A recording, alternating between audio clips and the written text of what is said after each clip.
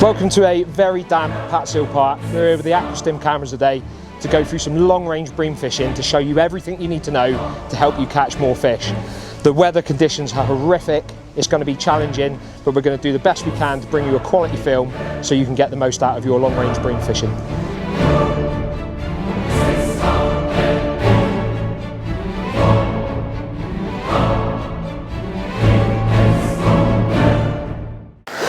Right, so we're down on the bank now on peg 37 at Patshull.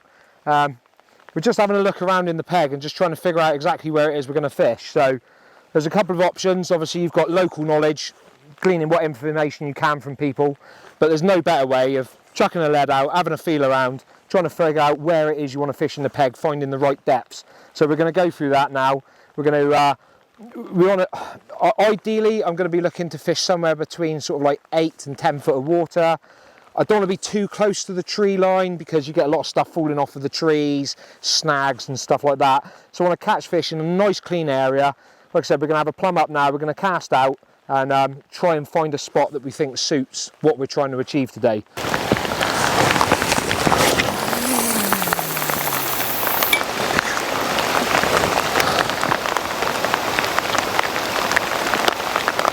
So it just drops off there. So we're at 85 metres and we've got about a 4.5 second count, something around that sort of mark. You can feel the bomb as it hits the water, it drops down, the line just comes slack, and then you can just pull the lead through and make sure there's nothing on the bottom that's going to snag you up. Bits of tree, the bottom feels nice and clean. We can pull back a decent distance. I'm kind of happy with that spot. I will have a chuck to a little bit to the left and count it down, a little bit to the right and count it down, and again check for snags, because the last thing you want to do is pick a spot, chuck on it, and then if the fish pick up on it and it runs left or right and there's snags in the area, you're going to start losing fish. And it's where a lot of people I think make a mistake. They just chuck out, think that's a good area, that'll do, and then don't check the rest of the swim. So I'm going to go a little bit right with this one.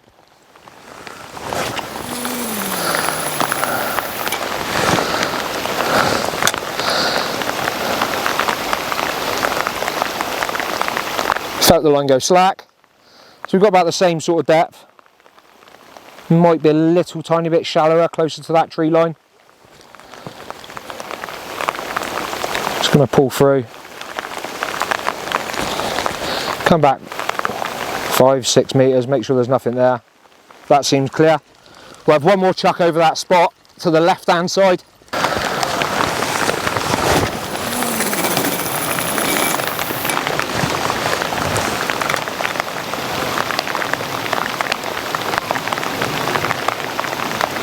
So again, same sort of depth, maybe a little bit deeper that way, just as it edges out into the lake.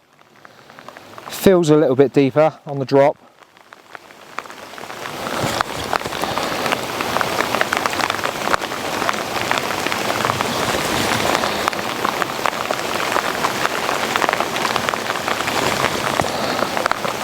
The peg's clear there, but one thing I did pick up on straight away there, as you pull out, when you're over onto that left hand side of the peg, as you pull out, you get sort of like 5-6 turns away from the bank. You can feel the lead starting to dig in, so I'd say it's fairly silty. There must be like maybe it's like the bottom of the slope maybe, and there's a bit of silt, so I'm kind of glad I'm fishing just past it in what feels like a harder bottom. So I think I'm happy. I found my zone, I found the area that I want to fish. The other thing that I always like to do is on my phone, I always take a photograph of where it is I'm fishing, aim my rod at my marker point once I found it, take a photograph and just take notes on your phone. Like you could come back in 3 years time and the bottom of the lake isn't going to change, so you know what the topography of the lake is just by looking back on your notes on your phone. So it's a really good tip just to keep you on point with regards to what it is you're fishing, what you're fishing over, and especially with match fishing, it always makes life easier if you've got some information to refer back to. Right, so we're going to put some bait in. So we're in some really challenging conditions today, so the idea, let's keep it as simple as possible. You don't want to overcomplicate things. The simplest matches are always the best matches, so we're going to keep it real simple. We're going to do a little chum mix to put in to start off with. We're going to put it in straight over the line with like a bait up window feeder, and And the mix is going to be simple. So we've got our mixing tub. I've got a 125ml measuring pot. I'm going to put 2 scoops of micros in. I've also got with me some 4ml sweet pellets. I'm going to put 1 of those in. They're just hard pellets. It just gives a contrast on the bottom for the fish to feed over, so they're not worried about picking up different size particles. Might actually put 2 of those in, looking at that, just to give it a little bit more. That's better. The old faithful corn. I love a bit of corn. Again, 1 pot. I don't want too much, just enough to give them a little bit of colour on the bottom and something to feed over. And then we can stick a hook bait in amongst it. Don't look out of place. Now, and that's what you end up with. So that's what we're going to put through our bait out window feeder. I don't want to put any ground bait in at this moment, so ideally I want fish to be feeding on particles, because then they'll come in and out of the swim picking up individual particles. The trouble is with big bream and ground bait, they get preoccupied on ground bait and they'll sit in one spot, and I need them fish moving around, because it just makes them feed and helps them feed a little bit better. So yeah, we're going to feed particles to start off with, and we might put some ground bait around on the method feeder. Guru bait up method feeder, 50 grams. We've got our clip set up. We know where we're going to cast to. We're going to load the feeder up. Load the feeder up like that. Squeeze it in. It doesn't have to be in tight because we want it to come out. And we're going to put the bait straight over our spot.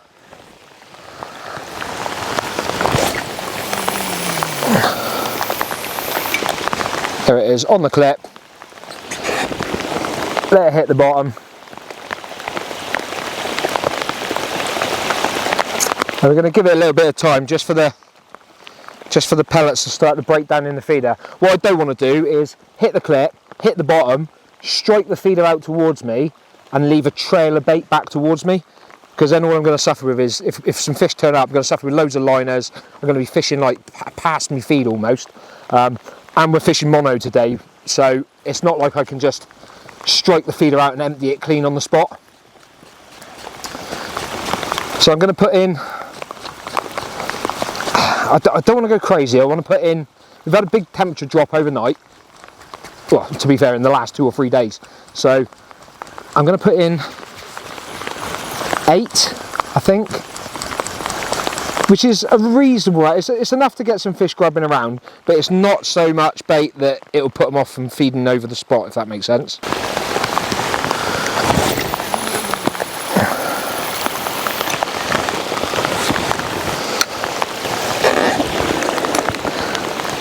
Again, just let the feeder hit the bottom. You're not in a rush. Try and keep everything accurate, try and keep everything tight. But realistically today we're probably looking for 5 pulls. 5 pulls, 5 proper fish. And that'll be a great day's fishing today. So if you're looking for 5 pulls over the course of a 5-hour match, spending 15-20 minutes at the start getting your feed in right and putting it in the right place isn't really a waste of time. It's a positive. Accuracy is always key, especially as the weather starts to cool down. And the problem is with long range fishing, it's too easy to get it wrong and spread your bait all over your peg.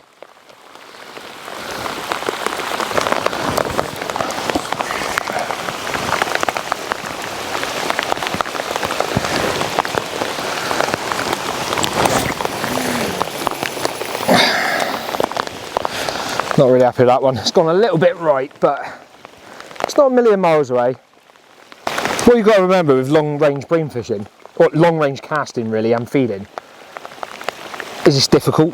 It doesn't matter how much you do it and how long you've been doing it, it's still difficult. And there's so many things that affect it. You know, like an inch movement at the rod could be 3-4 feet out long depending on how far you're chucking. So yeah, trying to make sure and replicate the cast each time and make sure it goes down the same hole. You're never ever going to be putting it on top of a dustbin lid at 85 metres every single cast, every single time. You're just not going to do it. But as long as it's accurate, that's the main thing. You know, a decent size area. You're fishing for big fish, so feeding on an area that's, yeah, when you're fishing for large fish, feeding on an area that's so tight, I think it can sometimes be counterproductive. And like we talked about earlier, with having the fish mooching around and trying to pick up particles, having the bait spread around a little bit rather than just in one little tiny area makes the fish move throughout the peg, so it almost forces them into moving around and moving fish or feeding fish. So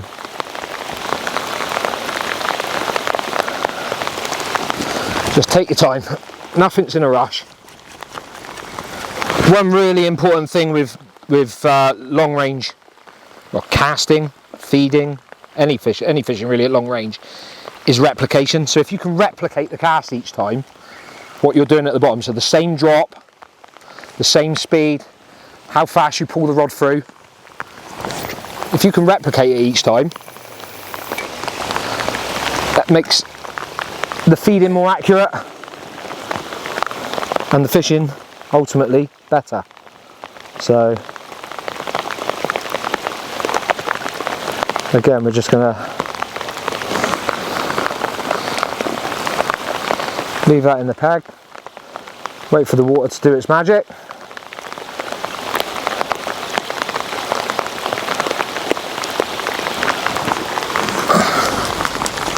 And you can feel as well, as soon as you pull into that, you can feel the feeder's empty because there's no weight behind it. That's the good thing with those bait up feeders. You've got a big wide mesh on them, they empty really fast. As soon as you pull through, you think, yeah, that's emptied in the peg where you want it.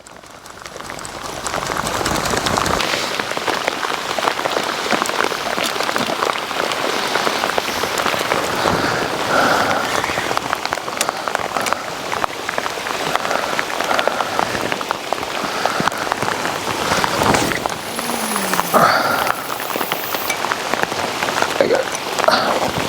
That's number 6. They're all going down the right hole now, exactly where you want them. And it's like anything, you know, the more you do something, the better you become at it. You know, and your first couple of casts, you're getting your eye in, you're in the right area. But then, like I said, we're on bait up number 6 now, and they're going down the same hole every single time, exactly where you want them. Creating a nice bed of feed, but not over the top. There you go, so as soon as you pull through that, then you can feel it was empty. So 2 more.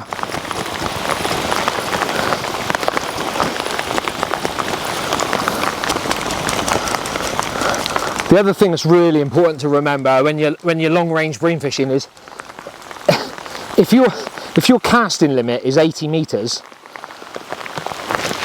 don't start at 80 metres, because sometimes them fish do back off and you need somewhere to go. So if your casting limit's 80 metres, start at like 70, 65 if you have to. Whatever you can get away with, because the trouble is, if the fish back off and you can't cast to them, you ain't catching no more fish. So just remember, give yourself some leeway.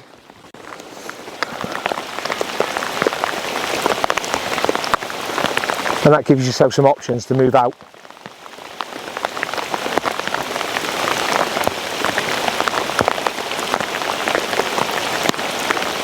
Endless amounts of time in a match, especially when you're fishing for big bream. You'll be fishing the same line all day and all day and all day and catching and catching and catching.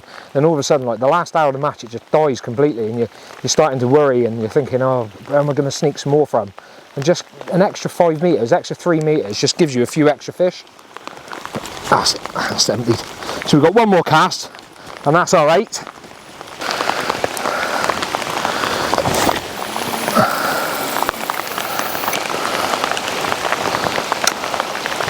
There we are, on the clip each time. So we'll leave that one to empty in the peg now.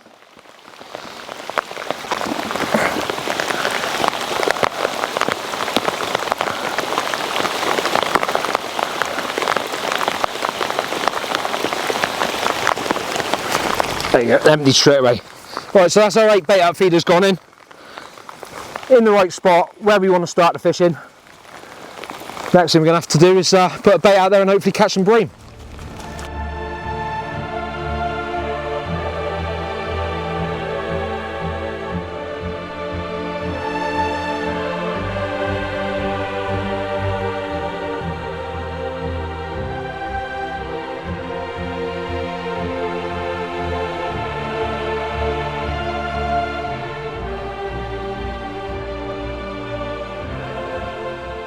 Just had a recast. We just switched over from pellet to ground bait on the method feeder, just to try and put something different in the peg. And sure enough, after 5.5 minutes, we've had some indications. Tip's gone round, and we're into our first bream. So it means that the area that we chose was right. It means the feeding strategy was right. And now what we've got to do is just figure out how to keep feeding them to keep them in the peg. So we're just going to take our time with this one, make sure we get this one in. It's taken around about 40 minutes to get our start getting our first indications from our initial baiting period. So 40 minutes, and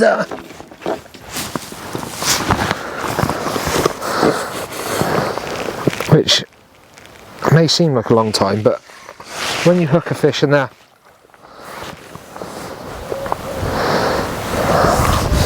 3 or 4 pound each time, it don't take long to put a weight together. That's the first one in the net. First bite, and we're into a lovely fish. I'd say around 2 pound.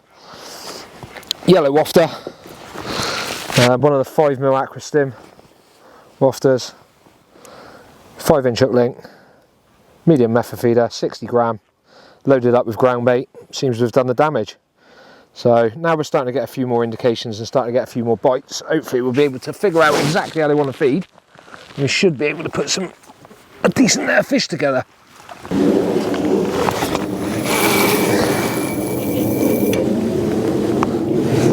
That's in on the spot again. And now all we've got to do is just try and figure out what we're going to have to do for the feeding. Because obviously, if we get a few fish turn up, they're not just going to sit there over no bait. So we've put an amount of bait in to start off with. We might have to refeed after a couple of fish, might have to refeed after every other fish. You might catch 3 or 4 on the bounce and then not get an indication, have to put some more gear in. That's something you need to figure out on the day, really. It's not something you can predict. Just depends on how they're feeding, but you'll know from your indications.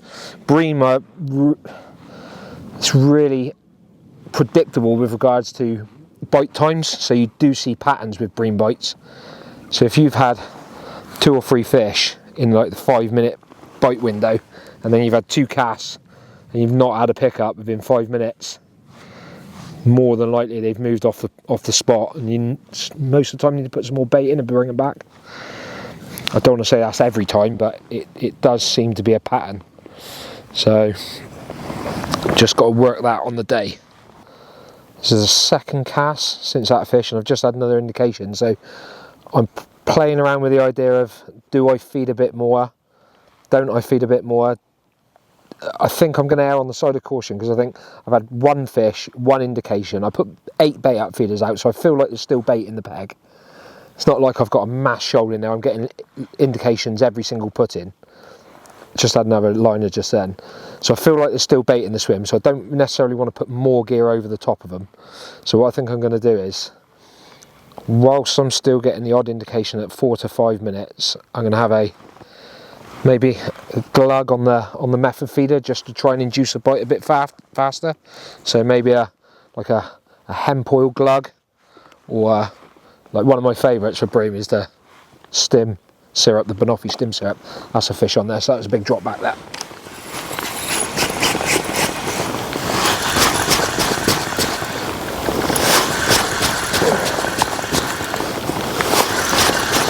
I think it's a smaller fish.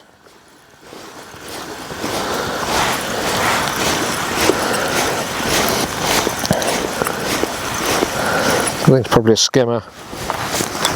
But again, looking down time, 5 minutes. Indication started around 3.5 minutes. So you're starting to build a pattern up in the peg straight away. And like I said, that is the thing with bream. When you've got them in the peg, they're quite predictable, and they do tend to stick to the same sort of patterns. So we've got another fish, a smaller one, but that's a tiny fish. So what we're going to do is, we don't want to be catching that. So straight away, what I'm going to do is I'm going to switch up the wafter size. I'm going to go to a bigger hook bait, bigger feeder, bigger hook bait. So we're just going to glug the feeder. Just put it over the top like that. Just squeeze it into the feeder, into the ground bait as well on the top, so it doesn't all come off when it hits the surface. So we glug that up. That's just the Banoffee Stim Syrup.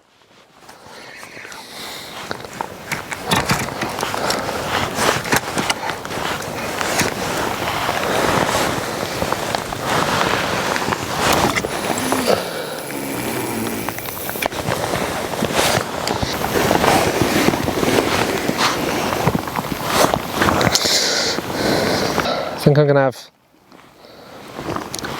2 sort of like 5 to 6 minute chucks with a larger feeder and a larger hook bait.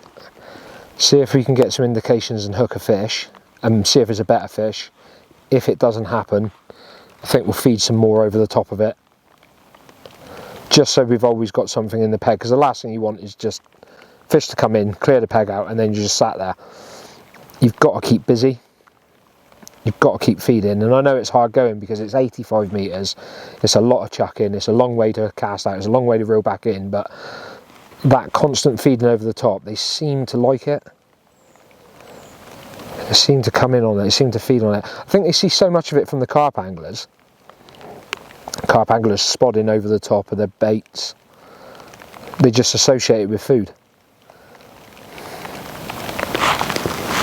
So we'll give this a 5 minute chuck, see what happens, 5 to 6 minutes. Hopefully we'll be able to suss the peg out. So just setting up another feeder. So exactly the same setup. Another feeder, just so if you start hooking fish more regularly, it's a lot faster in and out. So you've always got one feeder set up, ready to go on the side tray. So I've just like bumped up the hook size, gone for a bigger hook size, gone from a 12 to a 10, bigger hook bait, you know, like a 7mm, 8mm wafter, bigger method feeder. And like I said, if you hook a fish, you can hook it, bring it in, switch the method feeders around really quickly, straight back out, and you're fishing again. It's just efficiency. Just trying to catch as many fish as you can in your allotted time, and efficiency's key. So coming up to that 6 minute window again now. 5.5, 6 minutes. So I'd like to have seen an indication by now, really. I'm just going to switch over to a pellet one again, just to... You've been amazed sometimes, just switching between pellet and ground bait can induce a bite quite quickly. So just switch over to a pellet one. I'm going to have one more chuck on the pellet. And if this doesn't go around this time, we'll put another amount of bait in via the bait up feeder. And try and bring fish back into the peg. Going to glug the feeder again.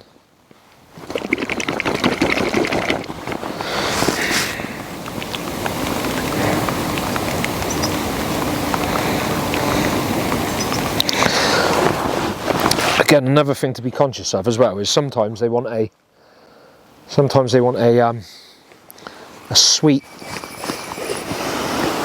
glug, sometimes a savoury glug. So just experiment and play around, and eventually you'll start seeing a pattern.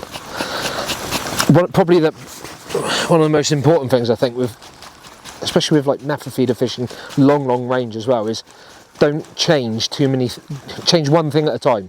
So if you're trying to get a bite and you can't get a pickup, change your wafter colour. Don't change from ground bait to pellet and change your wafter colour, because you don't know which one it was that made the difference.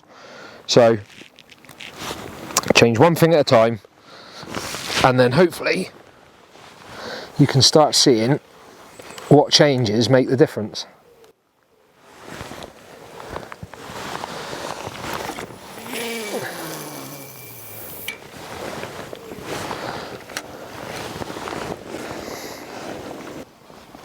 Long range method feeder fishing, pellet prep is like so important. So no matter how far you chuck that feeder, what's going to happen is the feeder is going to reach its spot, hit the clip and make it to the bottom of the lake intact. So if your pellet prep is wrong and it's too dry, it breaks off on the cast when it hits the water. If it's too wet, as it hits the water, as it goes down through the water, it disintegrates, and then you come into the bottom with just a method feeder that isn't intact. So your pellet prep is really, really important. So what you get is the percentage of Coppins pellet within your pellets, your pellet mix, gives you that stickiness and lets it bind. So I'll show you what I mean for loading the feeder up. So we're going to load the method feeder, really put the bottom layer in hard on the method feeder, like that. Then you're going to scoop up your pellets, lie your wafter in on top, press down, clean off the excess around the outsides, and again, you're fishing long distance, so you want to try and make everything as streamlined as possible. So you don't want a massive mound of pellets sitting out over the top of the feeder. You want everything nice and streamlined, you want everything compact, and then what you're left with is a method feeder that looks like that casts brilliantly. You know it's going to make it to the bottom because it's packed right and it's the pellets are prepped right. So you know you're going to be fishing every time. So you're not recasting thinking, oh my god, did that go to the bottom? Did it stay intact? Did I see some pellets fall off when it hit the water? You know your pellet prep is done right. And the other option you've got as well is obviously your ground bait. So just my ground bait mix is a 50-50 mix, and the nice thing about that 50-50 mix with the expander is you can put a fair bit of water with it. You can keep it fairly dry, but again, when you pack it around the method feeder, it leaves a rock hard method feeder. Like, it doesn't matter how hard you cast that and it hits the water, it's not coming off. And then what happens is over time it breaks down at the bottom of the lake and releases your hook bait. So don't be afraid of putting it on the method feeder really, really hard, because when it hits that water at that sort of distance, at that sort of speed, it's going to take some impact. Alright, let me just run you through how I prepared my pellets back at the lodge earlier on. So my mix always contains Skretting pellets, and then it's a percentage of either Black Magic pellets or Coppins Premium Select, depending on the water temperatures on the day. The Coppins Premium Select is a really, really high oil pellet. Fantastic fish pulling qualities, really, really good for when those water temperatures are up. The downside to it is, like this week, we've had a bit of a temperature crash, and they're probably a little bit too strong to be using on a day like today. If you want to keep it a bit safe and you want to make sure you're going to catch some fish, rather than going in with a real high oil pellet, the other option, which is a fantastic pellet, is the Black Magic pellet. So low oil content, still got loads of fish attraction, and still has that binding capability that you get with the Coppins Premium Select. So when you put them on the method feeder, they're on hard, you chuck your long distance and you know the bait's not coming off and it's getting to the bottom and you're going to catch some fish. 4 parts Skrettings,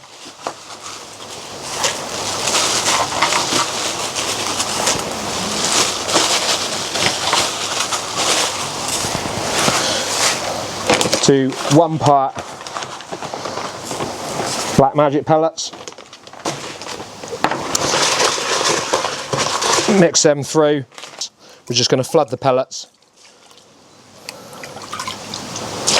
with water.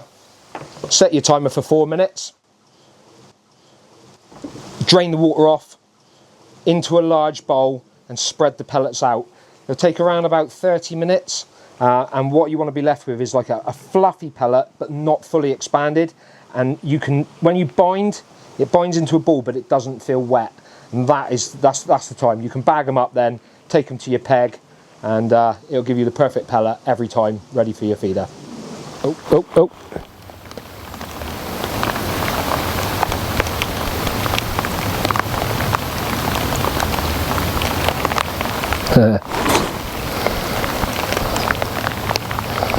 reckon that was a small fish. It's that 5-minute mark again, look.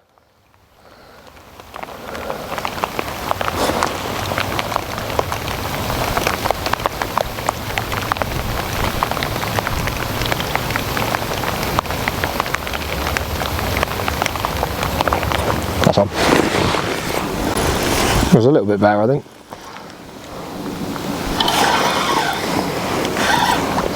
Let's go on.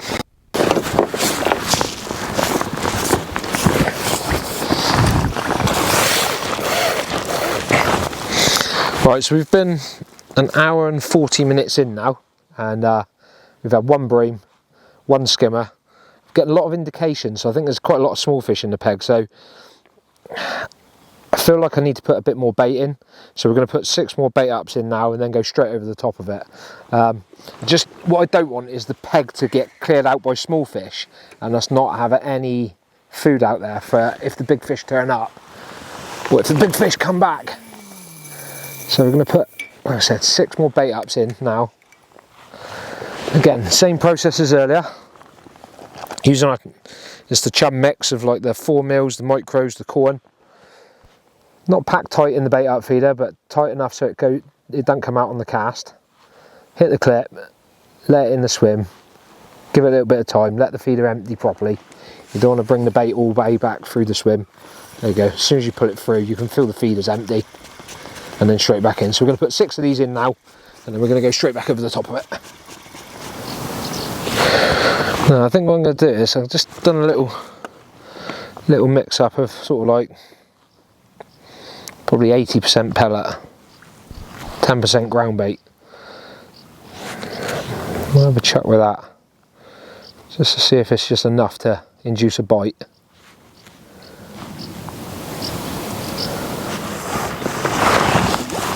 There she is.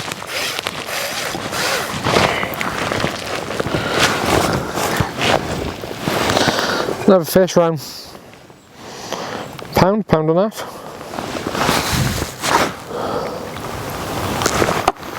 So like I said, we've definitely noticed a change in the peg since we started to introduce some ground bait. I think the neat ground bait was bringing too many small fish in, but it definitely got you more indications. So, like I said, doing that mix of like 80% pellet, there we go, we've got indications straight away, so that's a minute and a half. So basically what we're looking at is every fish I've actually hooked has all been somewhere between 4 and 6 minutes. So straight away we've got a pattern emerging, so we know that's our bite window. So what you do is it saves you wasting time, because you know, like if you've had 4 fish on the bounce and they've all been around 5 minutes, what's the point in leaving it in there 10, 12 minutes? Again, it brings back to efficiency. So if you know the bites are coming in that time, you know to reel in and have a recast, which means inevitably you're going to catch more fish because you're being more efficient. Definitely feeding those 6 bait out feeders over the top has definitely done something. It's definitely brought fish back into the peg, because it did feel like before we done that the peg was pretty void. We were having no indications, no liners, so we're just starting to really build up a pattern of what's going on.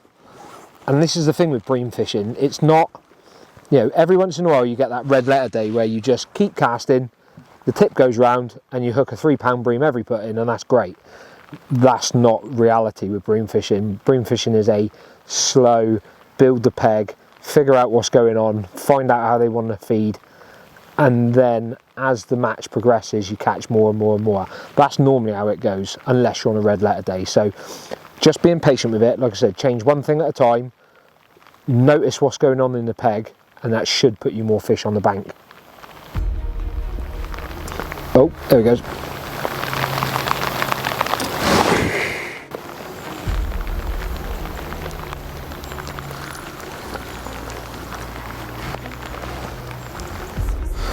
Hook slap bang in the middle of the bottom lip. Couldn't get any more perfect in the middle of you, even if you tried. So that means they're head down and they're feeding properly on the bait. So now we're starting to get a few more indications and a few more bites, and it seems to be quality fish now. I'm starting to feel like I might need to put like 2 or 3 bait up feeders in after every 2 or 3 fish. I'm gonna have this chuck, and if it doesn't happen, another 3 in and chuck straight over the top of it.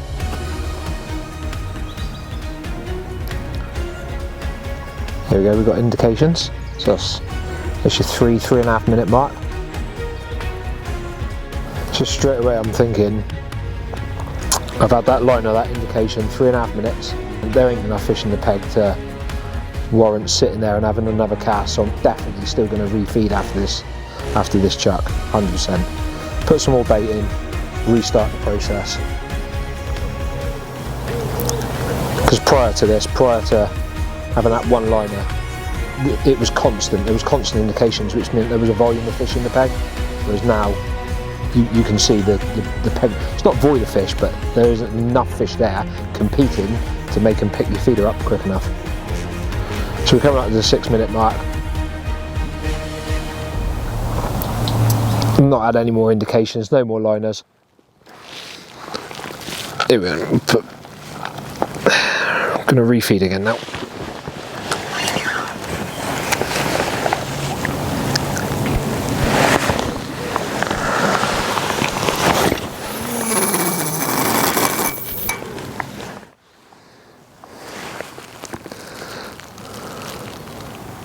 There we go. So that's instant reaction now.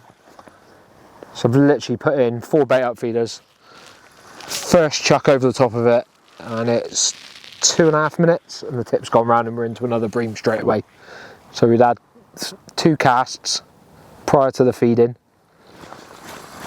1 liner, no pickup. Like I said, fed straight over the top, and a fish within 2.5 minutes. So it just goes to show that you're starting to build a pattern in the peg, starting to catch some fish. You know, if you were in a match scenario now, you'd be thinking, right, I'm starting to figure it out. And now all you've got to do is just repeat the process and just keep catching. So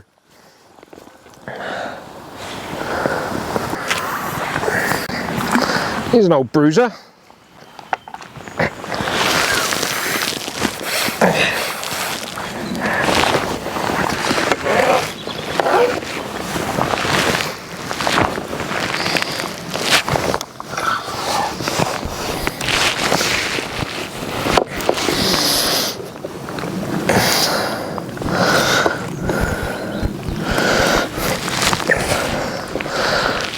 There's a better fish.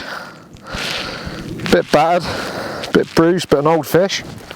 About £3.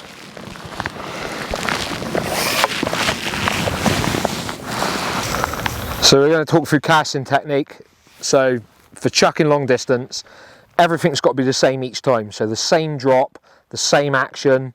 You're trying to hit the clip, not too high off the water, not too close to the water. Feather it in. Feeder goes in with a nice plop, and away you go.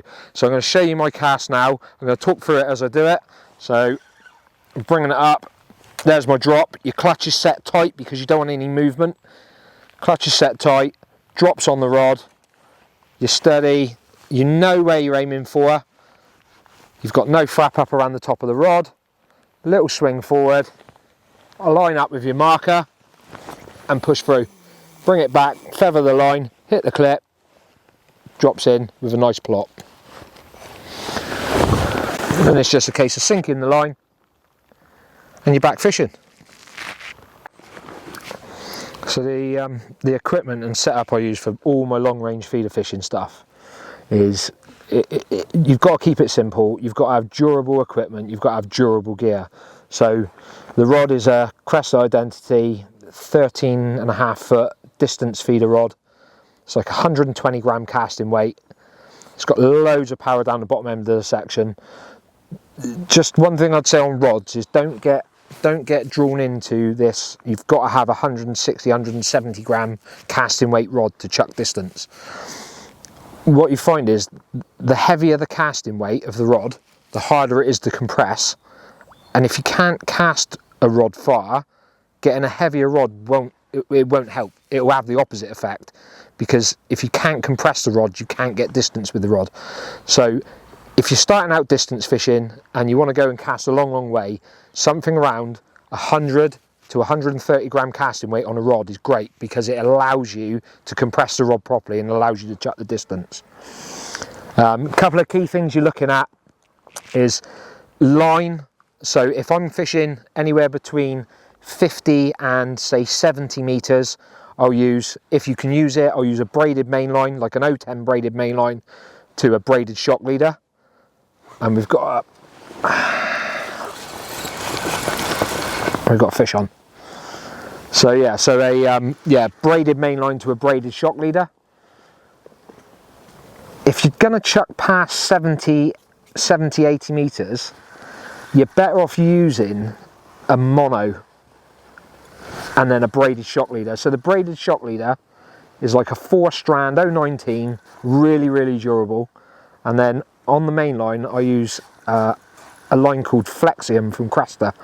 So it's 020 in diameter, which is really thin, but it's got an 8-pound breaking strain, so it's really durable at the same time.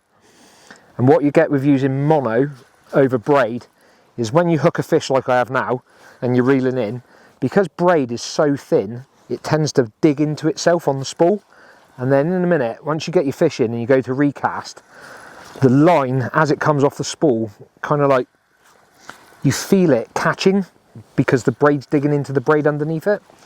So it reduces the amount of, or the distance you can cast. Whereas with mono, you don't get that problem. Mono slides off the spool and you don't get that picking up, and then it doesn't hamper your distance. So if you're going to go 80, 90, 100 meters plus, always use a mono main line. And if you can use a braided shock leader on the venues that you're fishing, use a braided shock leader, because what you get with a braided shock leader over a mono shock leader is instant compression. You get no stretch in braid, so everything you put through on the cast goes through the rod and inevitably gets you out further. So we've got another one in the net now. That was 3.5, 4 minute cast. So there's plenty of fish in the pegs now.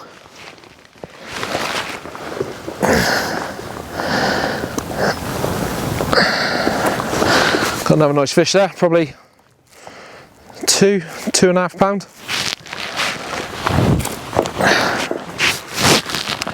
Again, so that's I think that's the third fish I've had since I last fed.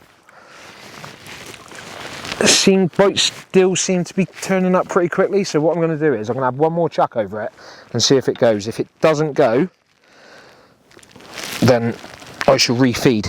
If it does go, I'll refeed as well, because it means there's a lot of fish in the peg. So, same as before, drops exactly the same.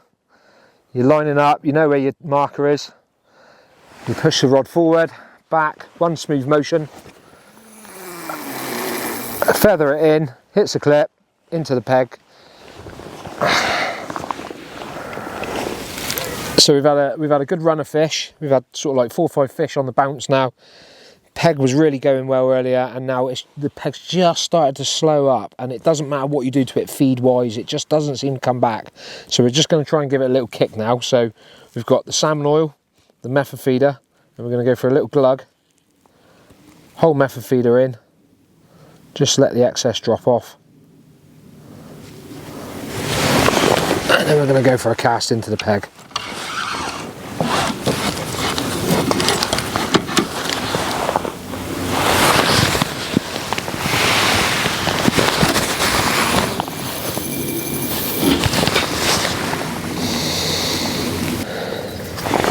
So I feel like I'm chucking the feeder in and I'm getting the odd indication, but it feels like the fish have come off the deck, and it doesn't feel like you can push them back down by feeding over the top of it. So what happens is, with glugging with the salmon oil, it gives a trail from the top right down to the bottom, down to the method feeder. So any fish that are swimming in and around the vicinity will follow that trail of oil down and should pick up on the feeder. Normally you get a fairly quick reaction off of it. So we're hoping that we'll put this one in now, and first cast, second cast, normally start to see something happen and we should have some bites. You just got to be really careful with it when you've got a lot of wind on a venue. So especially if you've got a side wind, You glug your feeder, you put it in, and what happens is the wind pushes the slick out of your peg and can push the fish out your peg into the neighbour's peg. So you just need to be a little bit careful with it when you've got a lot of wind on. But it can be deadly, and I use it throughout the whole of the year. Doesn't matter if it's summer, winter. You've just got to go a little bit more sparingly with it during the winter period. The other option as well, when the water temperature starts to drop dramatically, rather than using salmon oil, is using hemp oil. Hemp oil just seems to be a little bit more neutral in really cold water.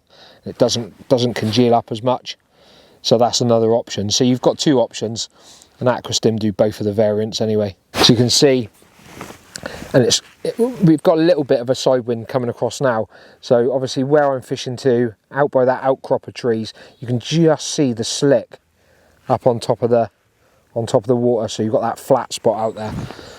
So like I said, hopefully we should be able to recast over that now 3 or 4 times and catch some fish.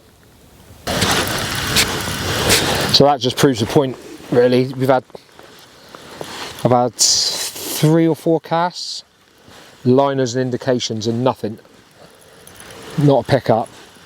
And although it's a small fish, we've been out there 2.5 minutes. The tip's gone round and we're into a fish. So I think it proves the point, really, that there are fish out in the peg. It's just they need something to home in on. Just go careful with it. That's the only thing I can say. Don't use it every single put in, because it just loses its effectiveness. It is a better fish. It's all right.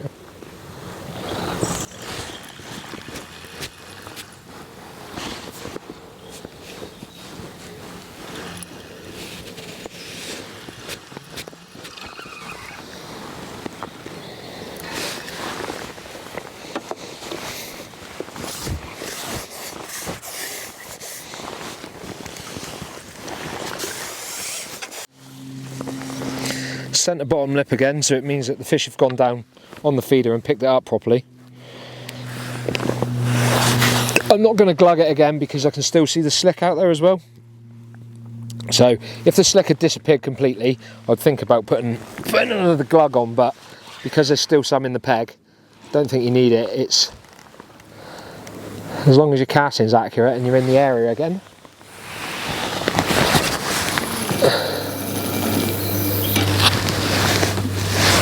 Which that is. Should be able to pick another fish up off of that.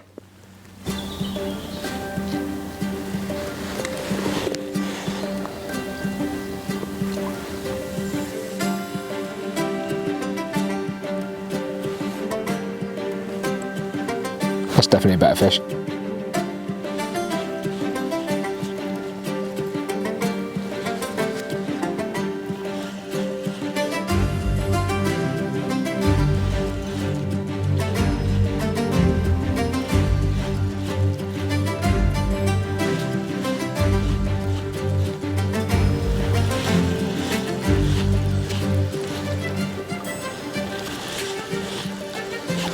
Right, so we've just hooked another fish now, so it just proves the point that that salmon oil has literally made bites happen in seconds. We've gone from 4 or 5 minute casts to 2.5 minute casts. It's just started to rain, so I think we're going to wrap it up. We've had a fantastic day, caught loads of fish. Probably some of the main parts to remember: although you're fishing long distance, don't be afraid to keep busy. Keep that feed going in, be patient, don't expect it to happen in the first hour of a match. The main thing to remember is, if it's not happening, change something.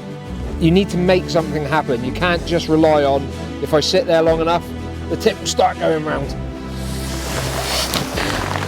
And if you make the changes at the right time, that's what you end up with. I hope you've learned something from the video. Don't forget to like and subscribe.